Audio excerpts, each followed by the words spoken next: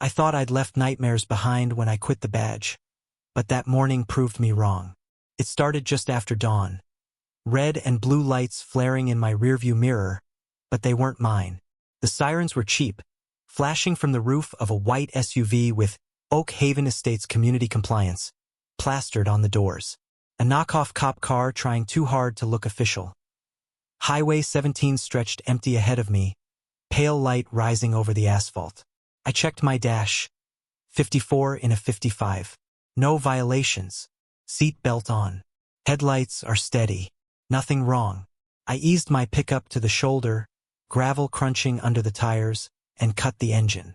The SUV rolled up behind me and stopped. That's when I saw him. Kane. He climbed out like a bad memory dressed in fake authority. Broad chest, tactical vest full of empty pouches, and that smug, heavy grin. He used to wear a real badge once, years ago, before I filed the report that ended his career.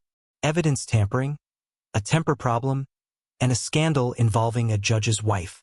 I thought I'd buried that ghost. I was wrong. Sergeant Francis, he drawled, leaning on my window like a man savoring revenge. Didn't expect to see you out here. A bit far from your jurisdiction, aren't you? I cracked the window just enough to talk. Old habit, part safety, part pettiness. Morning, Kane. Public highway. Your HOA rules stop at the gate. He smirked. New partnership with the county. Gives us authority on access roads.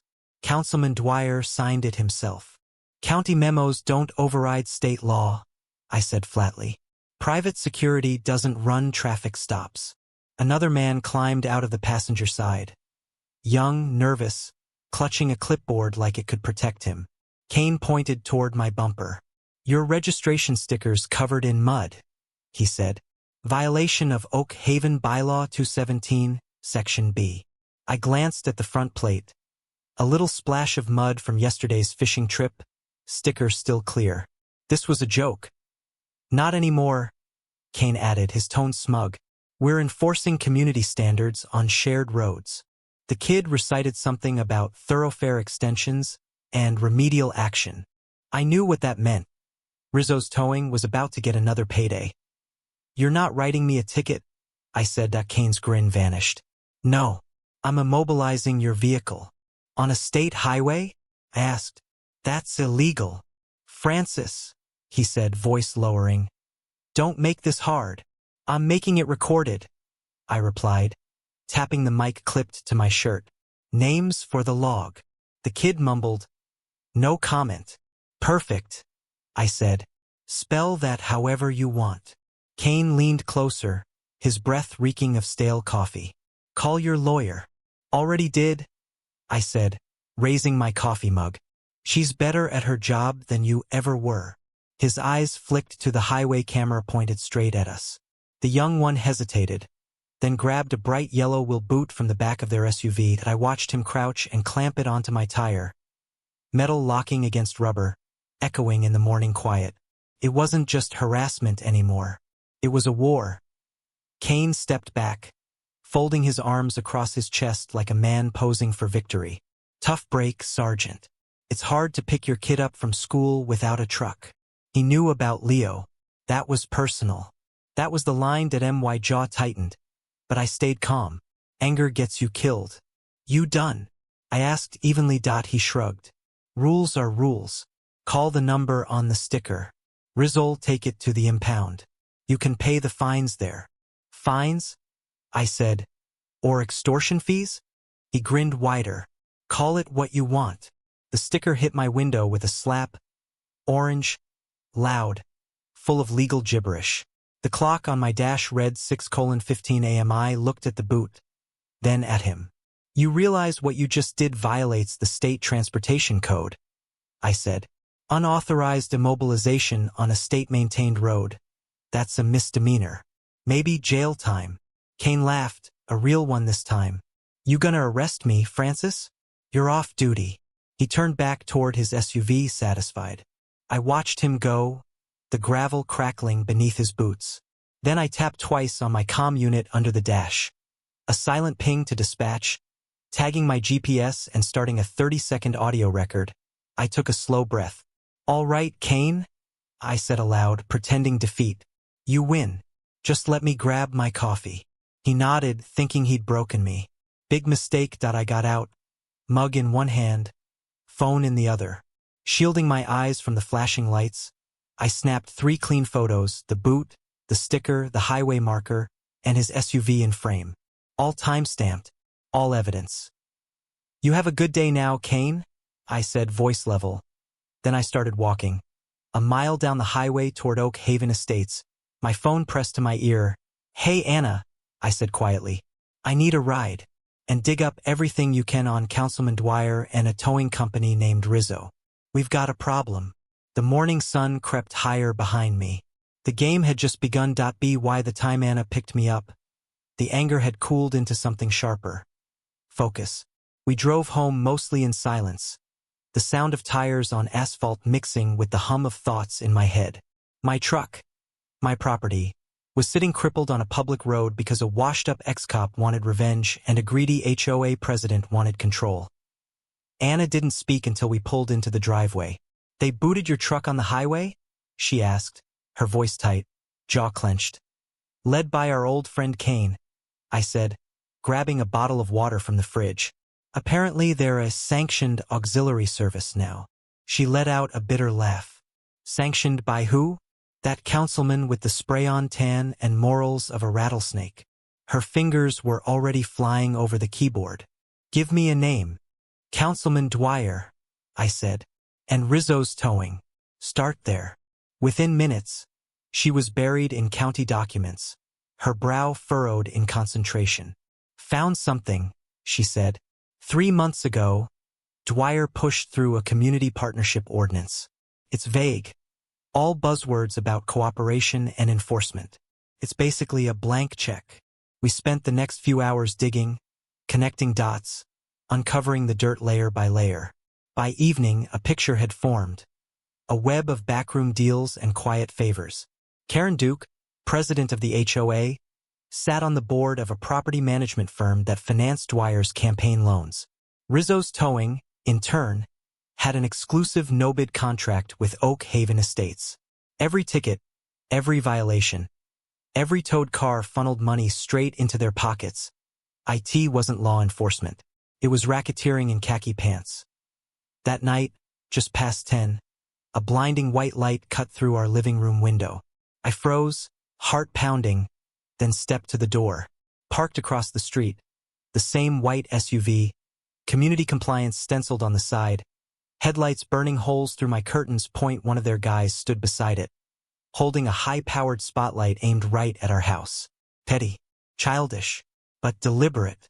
They wanted a reaction that I felt the old instincts clawing their way up.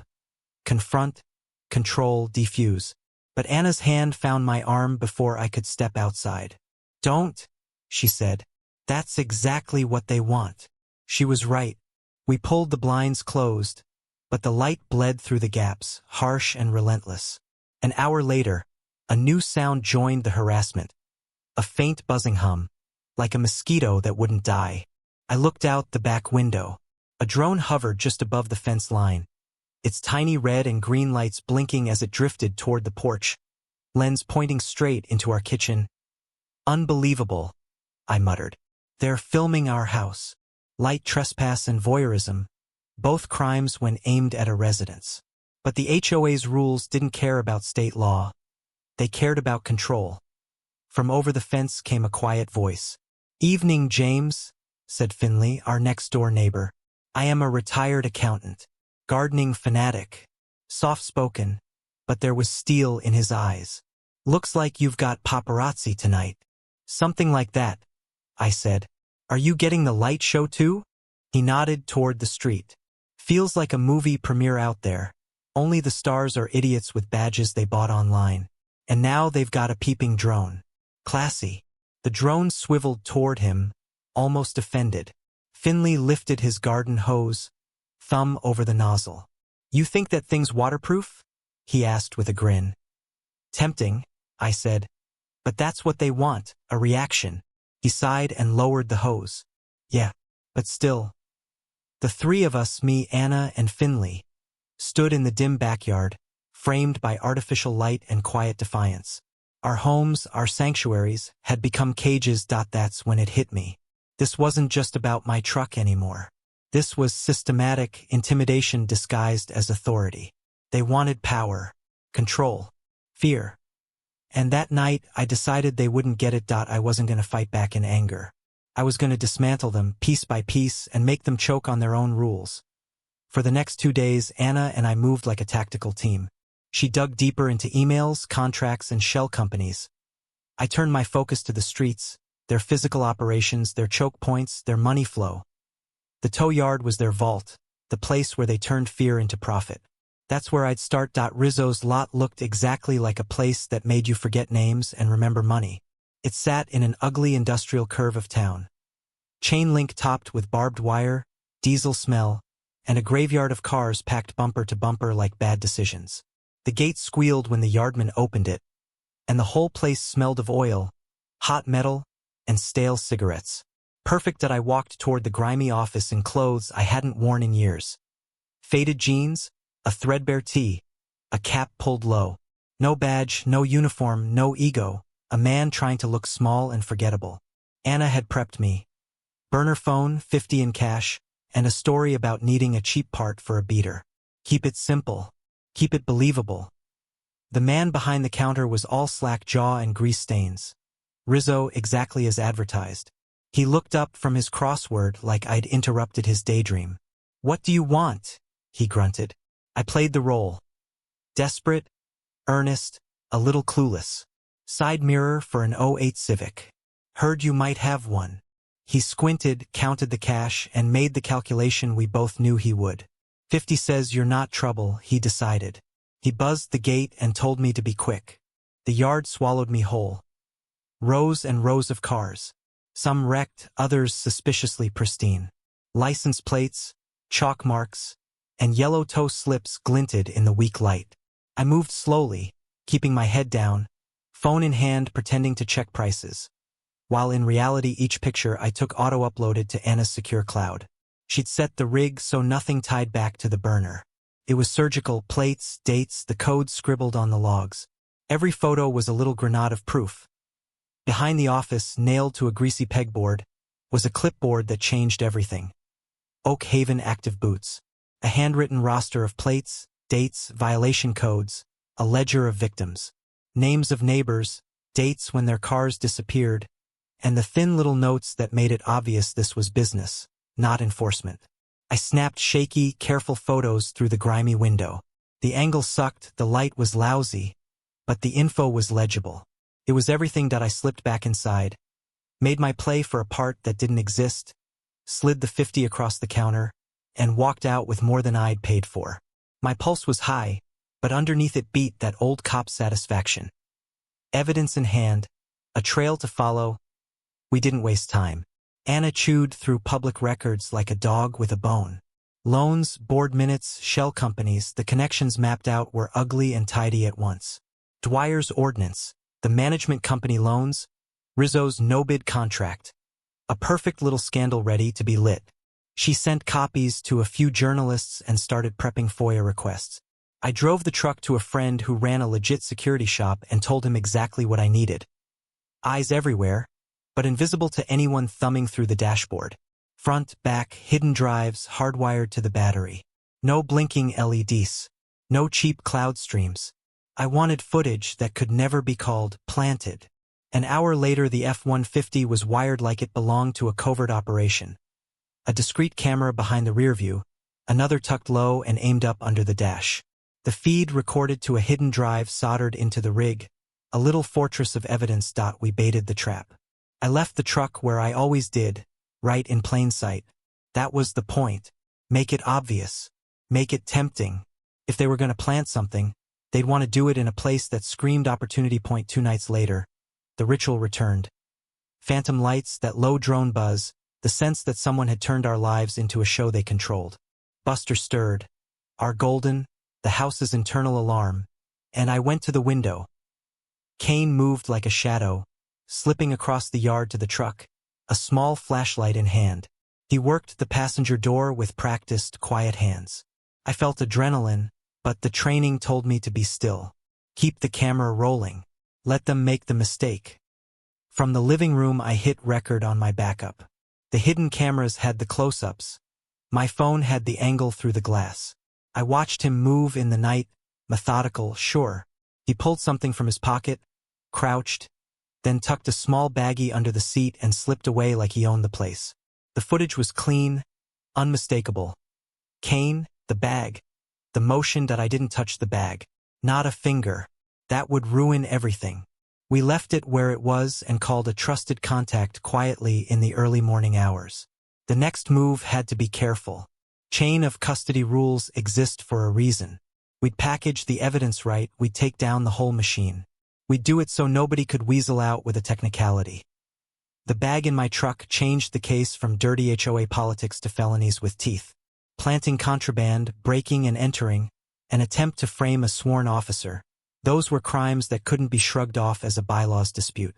The stakes had just shot up. Now we had the what and the who. What we still needed was the how, proof of the system that turned petty harassment into profit. The tow log, the email trails, the contracts, Anna had them. My security footage had captured the planting. We were no longer chasing shadows. All that was left was to decide how to strike. Go to the sheriff and hope the system worked, or find someone inside who still remembered why the badge mattered. Either way, we were past sneaking and into the phase where mistakes cost a lot. I packed the thumb drive, double-checked the timestamps, and felt the cold, steady buzz of being dangerously close to the truth. By the time the sun crawled up over the horizon, I was already parked outside the county sheriff's office. A cup of burnt coffee in my hand and too many thoughts crowding my head. I'd been on both sides of that door before. Inside, truth could either set you free or get you buried in paperwork until you forgot why you started. But this wasn't just some traffic stop gone wrong anymore, this was a network. Extortion, planted evidence, and a councilman pulling puppet strings. I wasn't walking in as a victim. I was walking in as a witness with proof that could crack half the county open. When I stepped inside, the air smelled the same as it always had, old coffee, gun oil, and stale confidence. Behind the front desk sat Deputy Morales. I hadn't seen her in years, but I knew that posture anywhere. Alert, sharp, like she'd never really turned her back to the door. "Francis?" she said, surprise mixing with suspicion. "Heard you'd retired. What brings you back here?" "Trouble," I answered simply, setting my folder on the counter. "The kind that's wearing fake badges and making real arrests." She scanned the first few photos I slid across the desk. Kane booting my truck, the tow yard logs, the timestamp video of him planting the bag. Her face went from skeptical to pale in seconds. This is Kane?" she asked quietly. "Yeah, working for Oak Haven's HOA. He's not alone." She exhaled slowly. "You realize what you're handing me, right? That Councilman Dwyer, he's tight with the sheriff. Campaign donations, press events, all of it." "I know," I said. "That's why I'm handing it to you first." Her eyes flicked up to mine, searching for the trap. "And you trust me?" "I trust your instincts," I said. "Always have."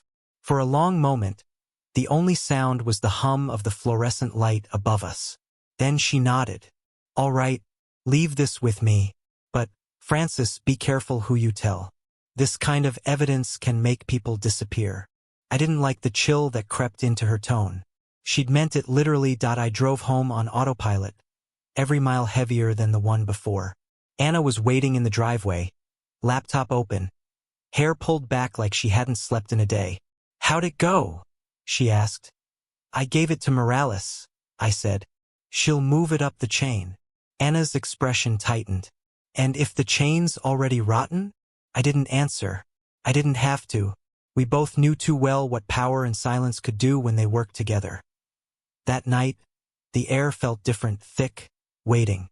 By midnight, the neighborhood was too quiet. Even the usual owl by Finley's tree was gone. Around one, I heard it. A car engine idling just out of view. Soft and steady, I slipped to the window. 2 unmarked sedans. Windows tinted too dark. One parked half a block down, the other across from our house. Both engines are running. "Anna?" I whispered. "Pack a bag." "Already did," she said, not looking up from the laptop. And James, Morales just called. Said she needs to see you. Urgent. Something in her voice made the hairs on my neck rise. When? She said. But her tone. I didn't let her finish. I grabbed my jacket, checked my holster, and stepped out the back door, slipping into the shadows between fences. The sheriff's lot was empty when I arrived. No patrols, no night clerk. Just Morales' cruiser parked under a flickering light. She stepped out as I approached, tension carved into her face. Francis, I didn't call you, she said quietly. For a heartbeat, my stomach dropped. What do you mean? Anna said. I've been off shift for hours. Someone's using my ID. That's when I heard it, the crunch of gravel behind me. Two figures, dark clothes, moving fast. No badges, no warning. One reached for his belt. The other flanked wide. Move! Morales shouted, drawing first. Shots cracked the night open like lightning. One hit the cruiser door with a metallic scream. I hit the ground, rolled behind a concrete barrier, and drew. Backup's coming, she yelled, but I could see in her eyes. She didn't believe it. The exchange lasted seconds, maybe less. When the noise finally died, one of them lay bleeding near the gate, the other gone. My pulse hammered in my ears as Morales checked the body. Private security, she said grimly, pulling a patch from his vest. Oak Haven Community Response Unit. They'd sent enforcers to silence us. She looked at me then, and I saw something flicker behind her eyes. Guilt. Francis, she said, voice shaking. I didn't know it went this deep. The sheriff's been covering for them, rerouting reports, hiding files. He's on their payroll. I stared at her, numb. You're telling me the department's compromised? Worse, she said. They've been helping Dwyer expand the model countywide. Every HOA, every patrol, all under the same community enforcement umbrella. The puzzle clicked into place. Every bogus ticket, every missing car, every fake fine. It wasn't small-town corruption anymore. It was a franchise of fear. We left the scene in silence. The flashing red and blue lights of approaching units painting the road behind us. None of them were coming to help. Morales handed me a flash drive as we drove. Everything I could copy before they locked the system. Emails, payments, and dispatch logs. It's enough to burn them all if you can get it out. Where's safe? I asked. Nowhere local, she said. But there's a reporter in Capital City, Emily Reeves, Herald Ledger. She's been digging into Dwyer for months. She'll listen. We drove through the night without headlights for long stretches, trading the familiar comfort of routine for the uneasy quiet of fugitives. By dawn, we hit the outskirts of the next county, and Morales peeled off down an unmarked service road. James, she said before she left, if they come for you again, don't call 911. They own it now. Then she was gone, taillights fading into the gray horizon. I sat in the truck, the drive clenched tight in my palm, the weight of it heavier than any gun I'd ever carried. This wasn't about my truck anymore. It wasn't even about Oak Haven. This was about a system that decided it could buy justice, and anyone who got in the way was disposable. And I wasn't planning to be disposable. By sunrise, the world looked washed out, colorless, like someone had drained the light out of it. I hadn't slept. Neither had Anna. We'd driven through the night, keeping to side roads, switching plates twice just to shake any tails. Every sound behind us felt like a threat. Every passing set of headlights, another set of eyes working for the wrong side. The flash drive Morales gave me sat in the console, wrapped in a rag and sealed inside a metal case. It looked harmless, just a few grams of plastic and copper, but it carried enough weight to sink a few careers and maybe even a few lives. Anna glanced at me as we hit the edge of Capital City. You really think this journalist will listen? She'll listen, I said, gripping the wheel tighter. She's the only one who's been calling them out. Emily Reeves was no stranger to danger. I remembered her from years back, an investigative reporter who'd taken down a corrupt sheriff in Boone County. She wasn't afraid of threats or headlines that made enemies. The kind of person who still believed the truth had a pulse. We parked 2 blocks from the Herald Ledger building, a glass-fronted newsroom that looked too clean for the kind of stories it told. Anna waited in the truck while I slipped the flash drive into my jacket pocket and walked through the revolving doors. Inside, a receptionist barely looked up. Appointment. Tell Reeves that James Francis is here. She'll know. She didn't, of course, but the name still carried echoes. Within minutes, a tall woman in a gray coat appeared, phone in hand, sharp eyes scanning me like she was already writing the first paragraph. Francis, she said, voice steady. Heard you left the department. Didn't think you'd come knocking on a newsroom door. Didn't plan to, I said, handing her the drive. But this, you'll want it.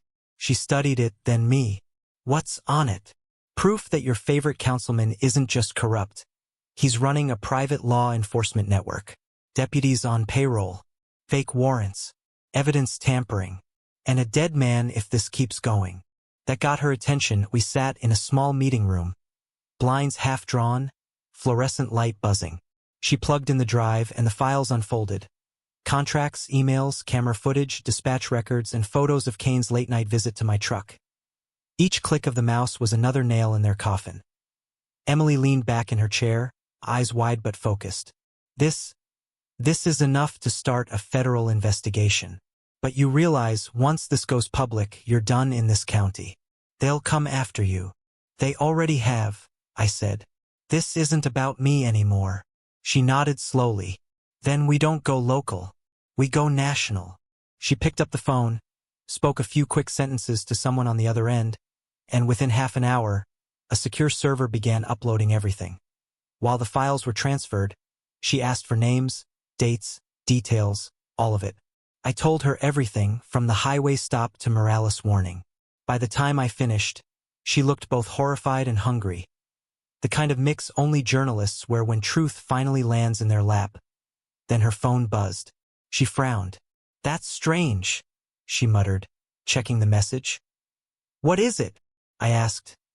Security just said 2 black SUVs are parked across the street. No plates. Same make, same tint. I felt my pulse jump. They found us faster than I thought. She closed her laptop and slid the drive into a safe. If they're watching, we split up. They can't trace both of us. Anna called right then. James, they're outside. 3 of them. They're scanning the lot. Stay low, I said. Don't move until I say. I turned to Emily. You've got a back exit? Loading bay, she said. Down the hall. We moved fast. Through the narrow corridor, past buzzing vending machines and stacks of newspapers. The hum of the city outside grew louder as we neared the exit. Then a shout. Hey, stop. 2 men in dark suits rounded the corner. Not the police. Not reporters. Corporate security. The kind that didn't carry badges. Just power. We ducked behind a pillar as the first one fired. A muffled pop of a suppressed round. The bullet hit a metal cabinet inches from Emily's head. She didn't scream, just moved.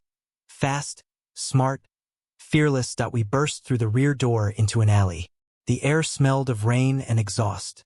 A delivery truck blocked part of the exit, engine running. I ran to the driver's side. Out, I ordered.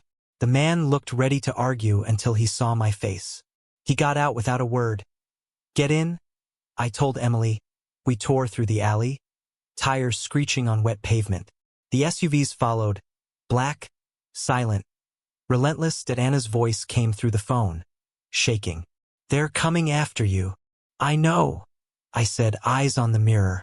Get to Morales. Don't stop for anyone else. For 10 straight minutes, it was a blur. Narrow streets, red lights ignored, sirens that weren't ours. Emily was on her laptop the entire time, fingers flying. The files are mirrored, she shouted. Even if they shut the servers down, it's too late. It's already backed up in 3 places. Good, I said, cutting hard into an underground lot. Then we just have to stay alive long enough for people to see it. We ditched the truck 2 levels down, slipped into a stairwell, and surfaced 3 blocks away in a crowded market. Normal people. Noise. Cameras. Safety in plain sight. Emily's phone buzzed again. A single text. Broadcast scheduled. 6 p.m. National feed. She looked up at me, breathless. It's happening. For the first time in days, I felt something close to hope. When the sun set that evening, every major network in the country ran the same headline: exclusive councilman, sheriff implicated in HOA corruption and private law enforcement scheme. Footage rolled. Kane's face, the planted evidence, the booting, the payments, everything. It was all there, raw and undeniable. Phones rang. Doors slammed. Statements were issued, then retracted. The silence that had protected them shattered in an instant. Anna called me, voice trembling. Part fear, part relief. "You did it, James.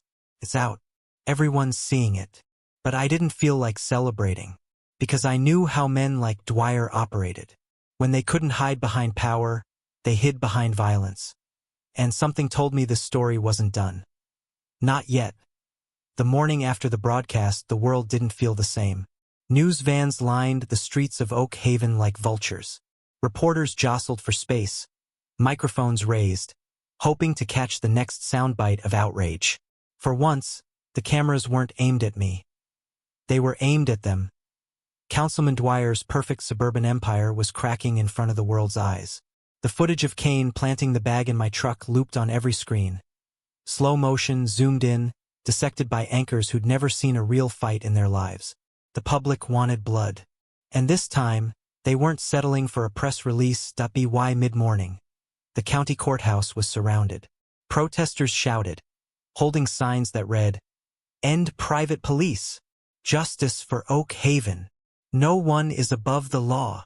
It was chaos, but the kind of chaos that tasted like justice. Anna and I stayed low, watching from the safety of Finley's house next door. The old man brewed coffee like nothing could surprise him anymore. "Looks like your HOA finally made the news, kid," he said, handing me a cup. "Didn't think I'd see the day." "Yeah," I muttered. "Neither did they." On TV, Dwyer appeared behind a podium, his tie perfect, his smile forced. He talked about misunderstandings, rogue enforcers, and administrative oversights, the usual lies. But behind him, 2 federal agents stood silent, arms crossed, expressions cold. When the press started shouting questions, Dwyer froze. One of the agents leaned in and whispered something. Moments later, Dwyer's microphone cut off, and he was escorted away. The crowd went wild. The story had turned by noon. Rizzo's towing was under investigation. Kane was in custody, and the sheriff's department released a statement that sounded more like a confession than a defense. Everything was unraveling, fast. But the celebration didn't last. Because corruption doesn't vanish, it retaliates. That night, I woke to the sound of Buster growling low, deep, warning. I reached for the pistol on my nightstand and moved to the window. Headlights, 3 of them, a convoy rolling slow, deliberate, without plates. "Anna," I whispered, "get down." The first Molotov hit before I finished speaking. A bottle that shattered against our porch railing, flames blooming bright and hungry. Another hit the garage door. The air filled with the hiss of burning gasoline and the scream of glass breaking. "Go!" I yelled. We ran for the back door, the world outside glowing orange and red. Finley burst out from his yard, garden hose in hand, spraying water at the flames. "You're not burning my neighborhood, you cowards!" he shouted into the night. Gunfire answered him. Short bursts, controlled. They weren't random, they were tactical. I dove behind the truck, drawing, aiming into the darkness. 3 figures, masks, rifles. They moved like trained muscles, not amateurs. One raised his weapon. I fired first. The shot echoed off the houses, a single crack that scattered the attackers. 2 fell back into the street. 1 hit the ground hard. The third ran for the SUV, firing wildly as he retreated. The tires squealed, the engine roared, and then, silence. Only the crackle of flames remained. Anna coughed beside me, eyes wide but steady. "They tried to kill us." "Yeah," I said, chest heaving. "And they failed." We spent the rest of the night putting out fires, literal and otherwise.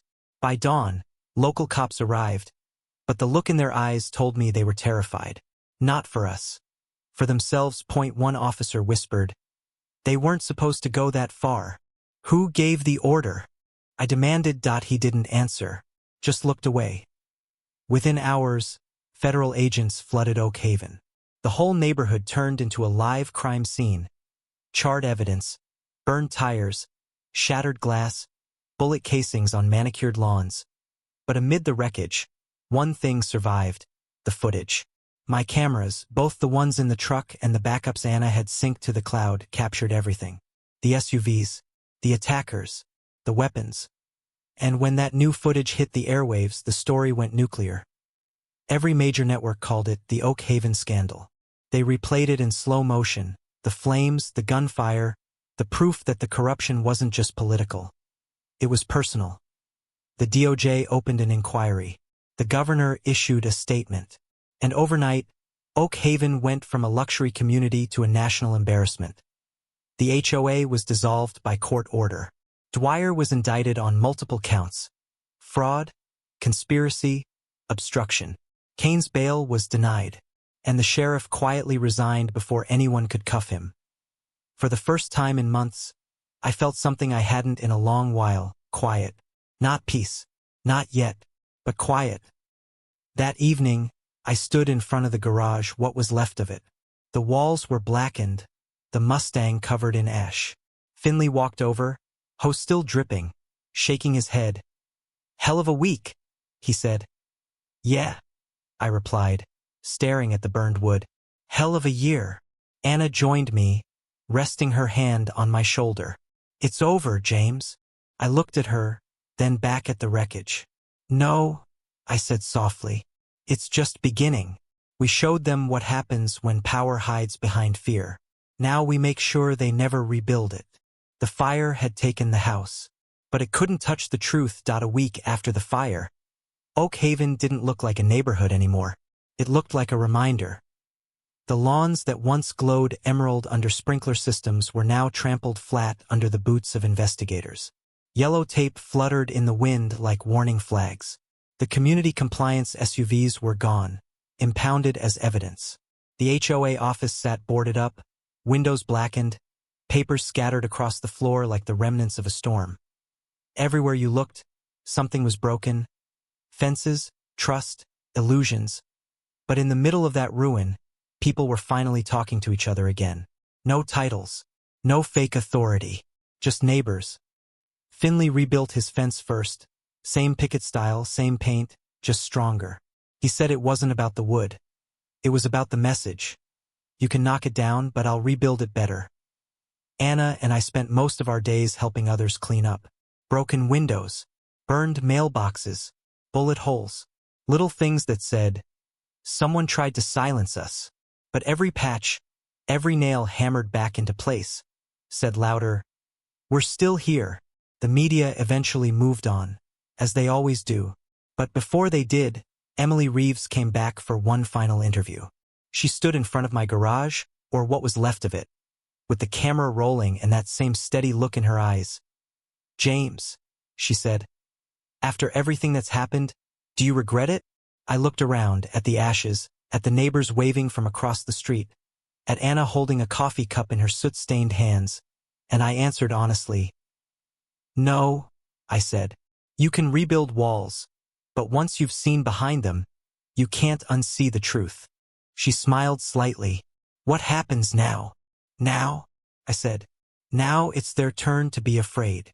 The broadcast aired that evening, not as a headline but as a story of resilience. They called it "The Man Who Exposed the HOA Empire." It wasn't about revenge anymore. It was about what happens when people stop accepting fear as normal. Weeks passed. Dwyer's trial began. Kane flipped on him to cut a deal. Rizzo vanished somewhere near the border. Rumor says the feds found him months later in a motel, half drunk, half broken. The sheriff faced charges too. And every file Morales saved from that database became part of a federal case that would shake county politics for years. But for me, the fight wasn't about courtrooms or cameras. It was about reclaiming something simple. Peace. I rebuilt the garage with my own hands. Same foundation, same layout, new locks. No cameras this time, I'd seen enough through lenses. Just tools, shelves, and silence. One evening, as the sun set, Anna walked in holding 2 cups of coffee. You know, she said, you could move anywhere, start over, leave this place behind. I smiled. And let them win? Not a chance. She chuckled, shaking her head. You never change. Some things shouldn't. I said that. I picked up a rag and wiped the dust off the hood of my Mustang. Somehow, miraculously, it had survived. The paint was singed in spots, but the heart of it was still there. Like everything else worth keeping, that I stood there for a long while, listening, not to sirens or drones or engines, but to the quiet hum of a world healing itself. Then I turned off the lights, closed the door, and finally breathed. Maybe justice doesn't always wear a badge. Sometimes it wears scars. Sometimes it lives in people who refuse to bow. And sometimes, when you're lucky, justice looks back at you through the smoke and whispers, "You made it."